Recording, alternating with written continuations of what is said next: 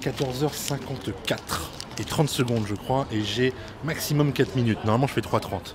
Je profite de la sortie aujourd'hui de ça en kiosque et pour vous parler de ce qu'il y a là-dedans. On y va ? On y va. Voilà, je vous ai impatient. C'est ici les manettes où on envoie les musiques et surtout on envoie sur les ondes. Ah bah, on va vous dire. On a même prévu. Si t'as prévu 4, j'essaierai de parler plus longtemps. Non, mais c'est bien. 4, ça me permet moi de conclure ou si jamais on est ça fait un peu tampon quoi. En partenariat avec Sciences et Avenir. Mathieu Novak.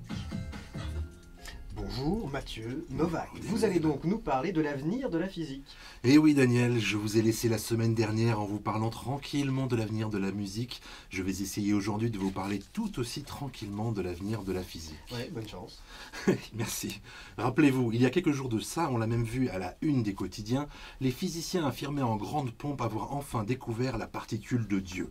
Rien de religieux ici, en fait le terme de particule de Dieu a été trouvé par le physicien Léon Lederman, prix Nobel de physique en 1988. Cette particule était tellement difficile à découvrir qu'il aurait préféré le terme de particule de nom de Dieu, mais il s'est dit que son éditeur n'accepterait pas et je m'excuse moi-même pour cette grossièreté à l'antenne. Vous êtes pardonné mon fils. Merci. Cette particule, les physiciens l'appellent en fait le boson de Higgs, du nom de l'un de ses inventeurs en 1965, Peter Higgs. Et si elle est tellement importante aux yeux des scientifiques, c'est qu'elle permet de comprendre pourquoi les particules ont une masse ou n'en ont pas.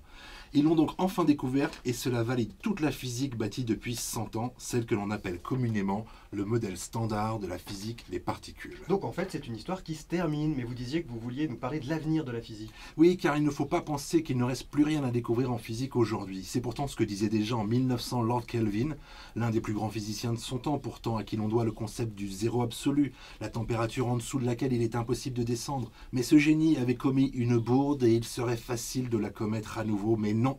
Ce n'est pas la fin de l'histoire. Parce que si on sait enfin pourquoi certaines particules ont une masse et d'autres non, on ne sait toujours pas pourquoi certaines particules sont plus lourdes que d'autres. C'est un peu comme si je vous disais, Daniel, qu'on a compris pourquoi tous les deux, lorsque nous montons sur la balance, nous pouvons lire notre poids, mais que les physiciens sont incapables de dire pourquoi moi je pèse 2 fois plus que vous. Ce que je suis bien incapable d'expliquer moi aussi d'ailleurs. On s'égare. Après avoir mené leurs expériences, les physiciens vont donc devoir retourner à leur tableau et bâtir de nouvelles théories. Oui, il va alors falloir comprendre comment le boson de Higgs, fraîchement découvert, interagit avec les autres particules pour que la masse de chacune d'elles soit différente. Mais ce n'est pas tout. À propos de masse, je passe de l'infiniment petit à l'infiniment grand. Est-ce que vous vous rappelez ce que c'est que la masse cachée de l'univers ? Alors faites-nous un petit rappel pour nos éditeurs et pour moi d'ailleurs.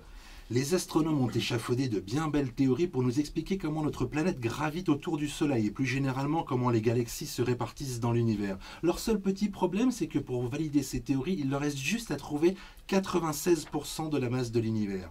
Il y a quelque chose de très très lourd autour de nous que l'on n'a toujours pas vu et ça fait pas loin d'un siècle que l'on cherche là aussi. Beaucoup d'hypothèses ont été balayées, il y en a plusieurs qui restent en lice, dont une qui dit que chaque particule possède un double beaucoup plus lourd et qu'on n'a pas détecté. La bonne nouvelle du boson de Higgs, c'est que son existence est compatible avec cette hypothèse. Sur ce point, on n'a pas avancé, d'accord, mais au moins on n'a pas reculé. On peut donc continuer à travailler. Et pour finir, une dernière chose, je vais vous parler d'une dernière piste de recherche pour les physiciens. Très très rapidement. Depuis les années 30, on sait que l'univers ne cesse de gonfler, mais depuis une petite quinzaine d'années, on a de bons indices pour penser qu'à l'inverse de nous, il gonfle de plus en plus vite à mesure qu'il vieillit. Pas évident de voir là non plus un rapport avec le boson de Higgs. Pourtant, dans sa jeunesse, l'univers a déjà eu des crises de croissance. Elle pourrait être bien en rapport avec une particule comme celle du boson de Higgs. Merci Mathieu Novak et pardon de vous avoir bousculé. On vous retrouve dès la semaine prochaine. Vous écoutez France Inter, il est 15h.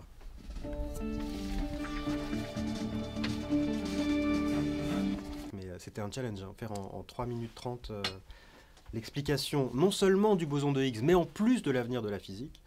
Non, on le retrouvera en 4e semaine alors. Ah bah même en 5e, c'était la 4e semaine. On le retrouvera en 5e semaine et jusqu'à la 8e sans problème.